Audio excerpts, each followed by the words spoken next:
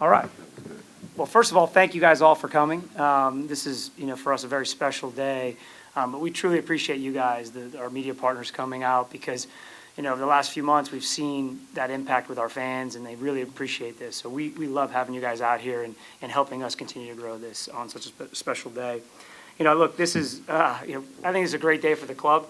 It's also a great day for Birmingham because we're, obviously introducing one of NBA's greats, Hall of Famer, Dominique Wilkins, to our ownership group. And to me, it's a very, his NBA career speaks for itself. Hall of Famer, 9-time NBA All-Star, huge competitor. But when we were going through this process, two things stood out to me that really resonate. One, he really wants to win. I think that shows every time we talk about anything. It's really, can we take this team to another level? We got to win on the field. That's step one.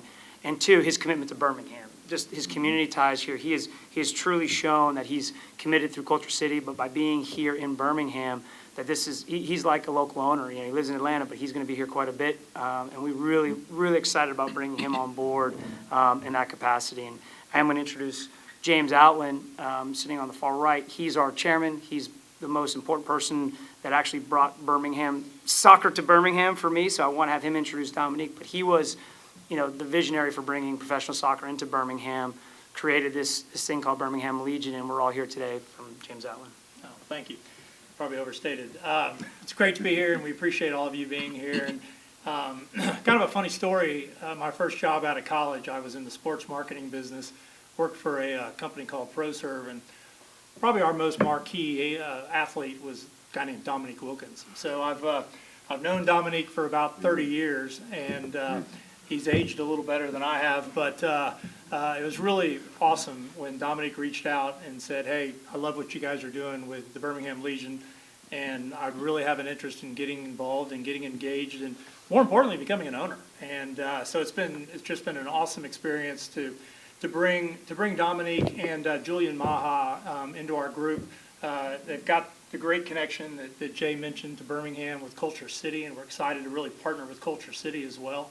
It's a huge opportunity for the Legion, and I think one of the things when you think about Dominique, he's not just a phenomenal athlete with an incredible history of performance in the NBA, but he's got a really good business sense. He also has a really good social reach. He's committed to not just being a part of the team, but really helping elevate the Birmingham Legion to a whole other level. And so we're excited to have him here.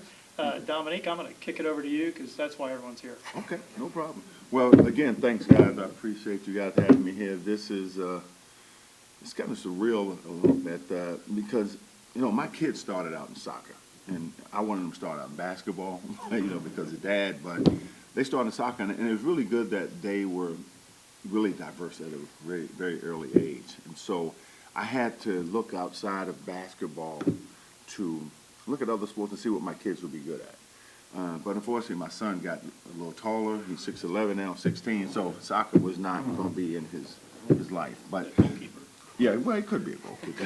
Yeah. But what, the most important thing, the reason why I'm here is because of KultureCity, Julian Maha and his lovely wife, Michelle, who brought me into KultureCity. It was a funny way how we met. We met on social media, and we fell in love with each other. And it's like a marriage made in heaven between Maha and his family. And so I had a lot of, time to spend here in Birmingham, been here quite a bit. And so we talked, before we even talked about being a part of a soccer team, is what can we do in Birmingham to help grow our brand of KultureCity, but more importantly, do some type of investing here in Birmingham. I said, I want to be known as something other than just an Atlanta Hawk.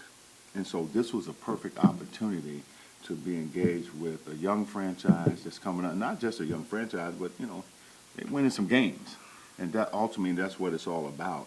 But this is a special time for me, especially coming to Birmingham with, the history of Birmingham, to see how we can continue to bridge some of the gaps, within the communities and the grassroots programs and all these different things that we can do to help build this brand.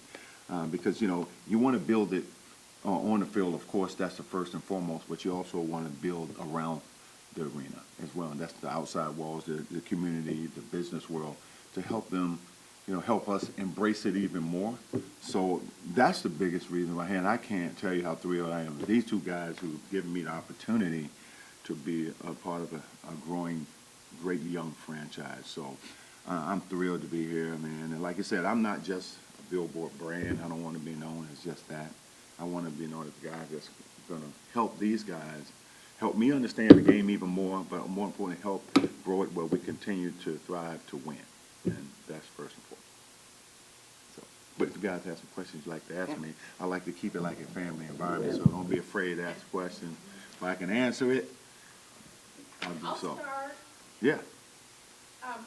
One question, your background with European soccer, like that you don't hop in as a new soccer fan, you're familiar with the sport. Can you talk about that part of really the enthusiasm, how big soccer is around the world, and what you guys really want to do with blowing it up here in Birmingham? Well, first of all, I'm a French American, so I was born and so born in France. A lot of people might not know. And so I saw soccer at a very early age, but as I started to become into retirement, I played in Greece and I played in Italy, and I saw soccer on a whole different level. Going into arenas with 120,000 people, and it's pandemonium in there. So I saw soccer, the excitement that they had in Europe, and I said a while ago, why we don't have that type of excitement in soccer in the United States? And then next thing you know, years later, it's exploded here now, and it shows you how universal this sport is. And so I'm still learning, like a lot of people, but I had a chance to see it up close and personal when I lived in Europe. Did you have a chance to go to either of the MLS games here this season? And if so, just talk about the excitement and how much the fans are really getting into it. Well, I went to a couple of games in Atlanta when they came to Atlanta. I went to maybe about 6 or 7 games that I've been to. But a lot of times, schedules conflict, and so you don't get to go as much as you want to. But now that I'm involved in it on a different level, I'm going to be very involved in it. So I'm going to be coming to a lot of games. Dominique, why do you feel that it's so important just to bridge that culture? You talk about the community, and why do you feel that soccer is the sport and platform? You know, it's crazy. I grew up in the civil rights era. Believe it or not, I mean, I'm a lot older than I might look. I know. And so I see the need to continue to grow relationships, and help people look at people as people, and that's it. And, being around during that time, you've seen a lot of heartaches and a lot of injustices and all that. But sports have a great way of bridging gaps. And that's the biggest reason why I want to do here in Birmingham, birthplace of civil rights, and see how it's changed, how it's continuing to change for the better, and positive business, opportunities here, as well as sports opportunities. I've been coming to Birmingham a long time. SEC tournaments, I played against a couple of guys at UAB. One guy you might know, Oliver Robinson, a guy who played here. I played against him when I was in college. So I spent a lot of time in this city, so it's not like I'm new to the city. So just now getting more familiar with it. When you talk about the relationship with KultureCity, you are the chair of the board. Mm-hmm. You guys had the Culture Ball here in August of last year, exposing a lot of people to what you do. Can you talk about how important that relationship is when we talk about inclusion? Well, the biggest part of that relationship is Julie and Michelle, and we all have kids that's on that spectrum, that spectrum needs some sort of assistance that they need, probably for the rest of their lives now because of what we've been through as a family. KultureCity helped me understand how important that we have to send a message out that their lives matter too. We often overlook people who are dealing with these needs. And so when I was introduced to him, he helped me understand more how to deal with my own kids. I have 2 kids that's on this spectrum, dealing with some form of autism or special needs. I have a daughter my youngest daughter is 14. She's wheelchair bound. She's had spinal bifida, and she's been in the wheelchair since day one. So, and one of the things that touched me, she said, "Why can't I walk like my brothers and sisters?" And how do you really answer that as a parent? And I always tell, I said, we're working towards getting there, just be patient. Dad's gonna, he's gonna put any resource possible, find any resource possible to help you have a better quality of life. And so I've been on that mission for the last 15 years with her. But when I met Julie and Maha, it just changed my life. And so that's why I'm here. That's why I'm chairman of the board of KultureCity. And to see what KultureCity have done over the years, how many sensory rooms we have, how many sensory rooms we have now, like 900 some, 400? 400 sensory rooms around the United States. That's making a difference. And that's truly amazing. And our fight is just begun. To make the impossible possible. That's our goal. Now the connection exists, what plans does the Legion have to help promote the mission of Culture City? Well, I think any franchise that you have to have a grassroots program for people with special needs. Atlanta Hawks has finally done that with us as well, and just about every NBA arena has done the same thing. It's just having a sensory room to give someone a chance if they're dealing with a sensory need. You can go into that room with a trained professional, and you can get balanced out and you can re-enter back in society. And I think every sports team has the responsibility to do something like that. Not only are you giving back, you're also building that trust and continue to build your fan base. And you can't have one without the other. That's just the way I see it should be done.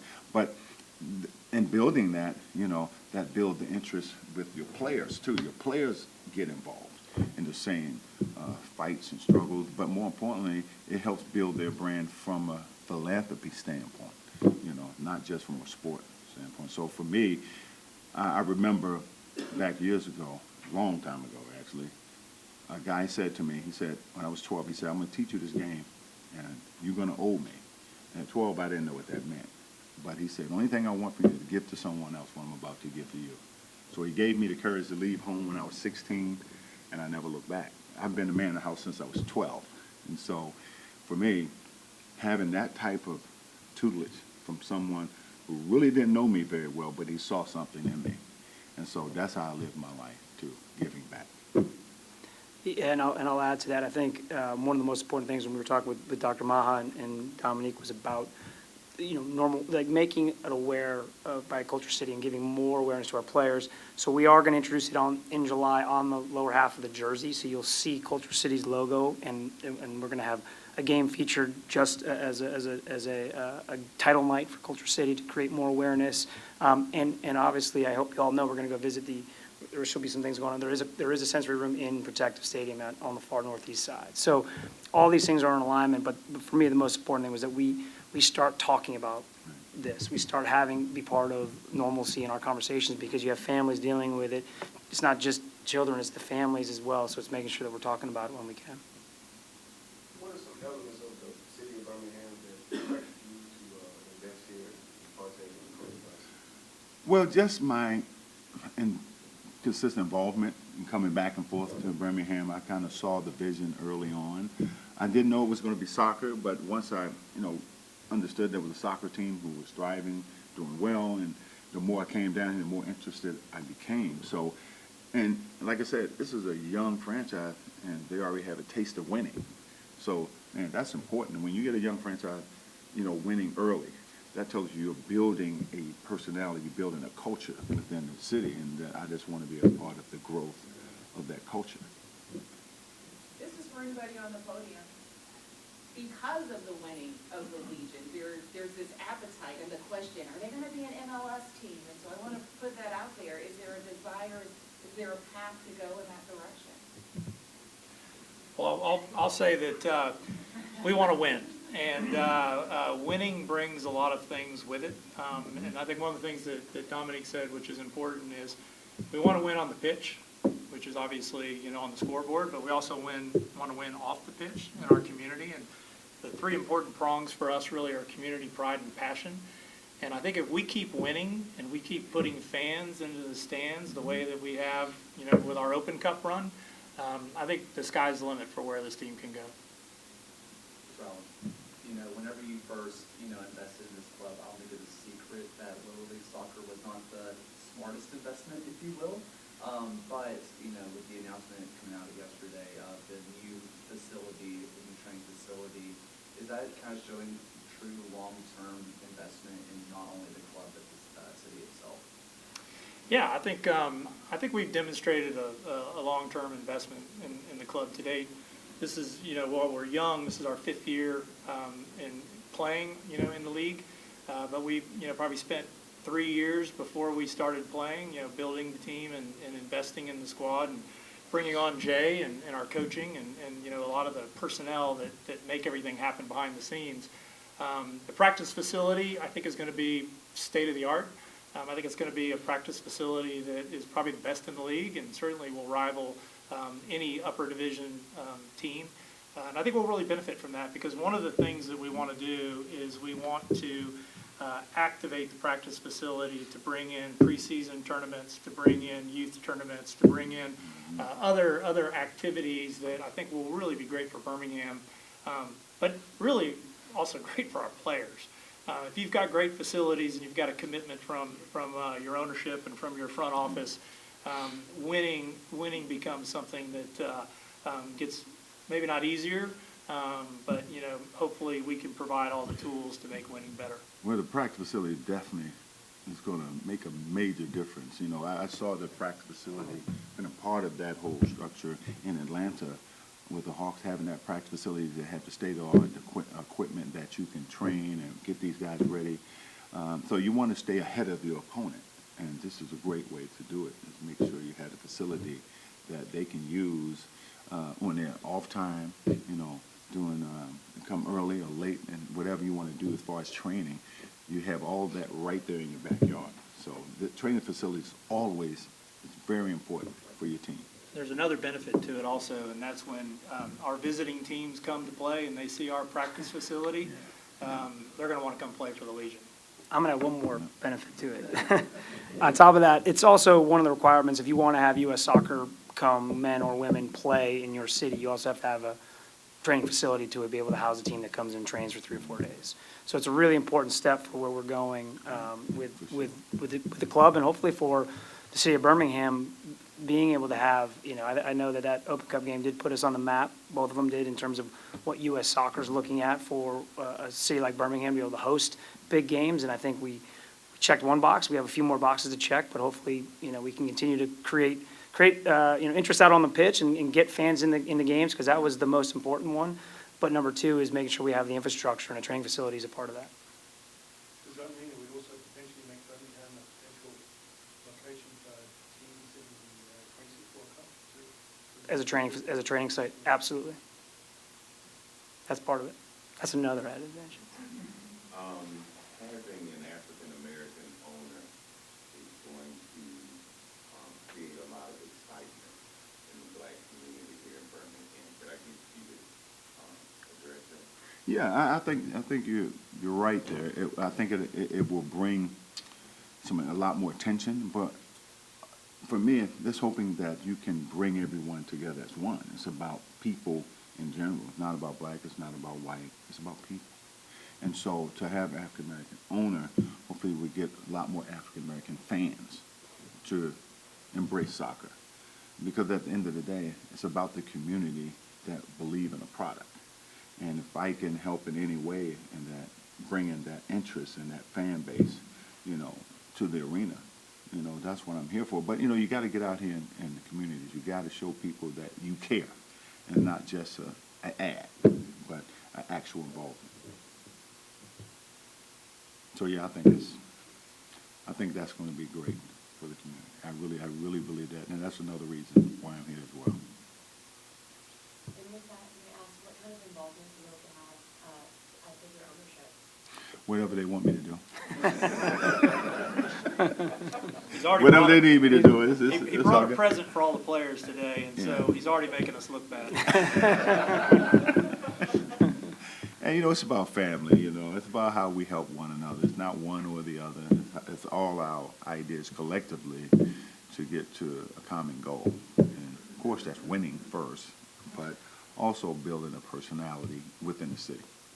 Yeah, and I'm excited today. So as James mentioned, that he brought a gift, but he will be speaking to the team today, which is exciting. We mentioned to the team on a little bit right before he went on live on First Take, but we kind of wanted to make sure that they were a part of the process and understood what was happening. So they're really excited to meet Nick today before the game, and he'll be talking to them about getting out there and winning tonight's game, because that's, we got a game kickoff at 7, so we're really excited about having this trajectory into that game. The weather's gonna be great. Oh, yeah. Maybe not for the women. Yeah. All right. You played for 2 decades in the NBA. One thing the Legion needs help on. Can you work the refs for us? You know what? You don't want me working the refs. I'm a little too animated, man. I always think they're cheating. You know. But you know the thing with the refs, when you complain to the ref, you gotta be nice about complaining. You can't let the fans know you're really upset with that referee, but you can cuss him out in private. He respects that more, believe me. I'm a ref myself. So you know what I'm saying. Well, you already know what I'm saying. I set him up for that when I saw it coming. You should have warned I did. me I about should have. I this should guy, have. And maybe one more, just with your experience just in basketball on multiple stages and big stages, what has seemed sport of soccer, you said it's still kind of learning and growing with it, what has caught your attention the most about this sport that you just, maybe is uncomparable to playing basketball? Well, how much stamina they have. They're great athletes. A lot of people take them for granted how great they are. I mean, they're some heck of athletes, man, to run up and down the field like they do. Some of the speed and the agility that they have. I mean, they're like artists, and it's almost like ballerinas and sneakers on that field. Really, it is. I mean, they're so talented, and that's the thing you don't know until you get up close and watch these guys play. What a great analogy, because, they call it the most beautiful sport in your career as a human highlight reel. That draw and that elevation, I think, of what the Legion has done as a celebrity. And we saw with all the excitement that Messi is coming to MLS. But as a celebrity, how does that really elevate this as a brand and as a draw for bringing people to Birmingham? Like the Legion having you as one of the owners is big, and I think transcendent a little bit. Well, my idea is to bring more attention to our team. And how do we do that? Is have, personal interest in helping them grow. And, I've been talking to people since we've made this announcement yesterday. I mean, I haven't slept, because people want to get involved. They want to support it. And that's what I was hoping. But I didn't expect it to happen so quickly. But again, that's something that's going to help us, build that personality here in Birmingham. But the ultimate goal, and these guys will tell you, is try to win as many games as you can. That's what it's about. But I often tell my son, if you want to get to a level of excellence, it's what you do now that dictates what you ultimately become in the future. So what I mean by that is to put your work in early in everything you do on and off the field. And that's how you become that star player. That's how you become that star brand and franchise. So I've seen it many times. It's funny because even when I was a player, even on off scene, I used to train other players because I didn't want us to get lazy and relax too much. That I never stopped playing the game of basketball. I played all year round. That was just my commitment to myself, because I wanted to be better than the next guy. And so if I didn't win, I left it out there all on the floor, and you live with the outcome. But you got to show up every night to play. And I get disappointed when guys don't play, because I didn't believe in missing games. I played as much as I possibly. I played with 103-degree temperature and scored 57 because I didn't feel a thing. But that was all our mentality, And I happened to be in a fortunate and great era of competition, and I learned from the best. And having a guy like Dr. J, who was my mentor, taught me a lot. And so I'm passing that down to younger people and my own kids. And so I have a son right now that's almost 6'11", that's 16, that's on his way as well. But those are the same things that I teach to him. you know, do your work now, and you'll be happy with what you accomplish later in life. That's why we want him in the locker room talking to the Yeah, I guys was about about to 10 say, minutes. that's your pregame We're gonna hold that on, put that on the ice for a second. Everybody's ready to charge I out kind of of threw here. that one out there. That was didn't I? good, that was good. Do you find that there's parts of you that are maybe coming back from like being an athlete and stuff, now getting involved, with the soccer team and getting even more involved? Do you find that there are kind of parts of you coming back from when you were a competitor? I'm a competitor. I competed everything. So yeah, and definitely parts of that come back. Like for example, with my kids, especially young men. If I'm working out with them, and if I work out with my sons and friends, I never let them win. Never. And if you're a parent, you got sons, don't let them win. Because if you let them win, they don't really learn anything. So you got to be met with a little failure first to appreciate winning. And because my oldest son used to cry all the time. I said, man, why are you crying? Because his mom was like, you never let him win. I said, he's not going to beat me till he beat me. I'm too old, he's too good, one or the other. And I quit on both of my sons when they got to the point they were a little better, because I was going out on top. That's true story. You got Reg. Nick, I know you did a lot of research into the USL before you made this decision. I think there's a misunderstanding possibly with the folks who aren't hardcore soccer fans thinking that the USL is minor league soccer when it's actually professional soccer in just the second division. Tell us your thoughts on the USL, and personally, I enjoy the USL more these days than I did the MLS. Well, and you're right. Professional sports is professional sports. And there's different levels, of course, but ultimately the goal is to get to the top. But the only way you can do that is win. You got to win to get there. So, again, this is where it starts. And I've been on both ends of the spectrum. Winning and losing. But as a competitor, you want to be there at the beginning to watch it grow. I mean, every level I played on, from high school, college to pro, I've helped build that program. When I went to high school, one of the trade-offs for having probably the meanest coach I've ever had on any level, it was winning. So we took some of his crazy antics and all that stuff, but we were 76-1 in 3 years in the state of North Carolina high school. And that high school team has never been to a championship game. Same thing when I went to Georgia. Hadn't been to an NCAA tournament since 1934. And we went to a tournament our first year there. So I've always been a guy who wanted to help build something every level I play. And the same thing with the Atlanta Hawks. Nobody really talked about the Atlanta Hawks. We got there and we built something together. Well, we became that team in town. And so this is the same thing that I'm looking for here. But it takes time. Nothing happens overnight. But you put things in place or tools in place they can use to build themselves. And that's what we're doing. You talk about the practice facility, all the stuff that we're doing, it's all for the players. It's a great distinction. I mean, it's a second division of soccer, but it's not a minor league division. We're not a part of another team in the MLS. We're our own independent league. And if you were at the Birmingham Charlotte game, you saw us win. If you were at the Birmingham Miami game, you saw us should have won. Frankly, and if you didn't know better and you watched those two teams, you would have come away thinking that Birmingham was the higher division team, because we were a better team for probably 89 minutes. Sometimes you have bad moments. Yeah. Sometimes you have those bad moments. There's been a lot of talent come out of Birmingham, especially players like the national teams, the Sylvanias, Chris Richards, Tanner Tessman, so on and so forth.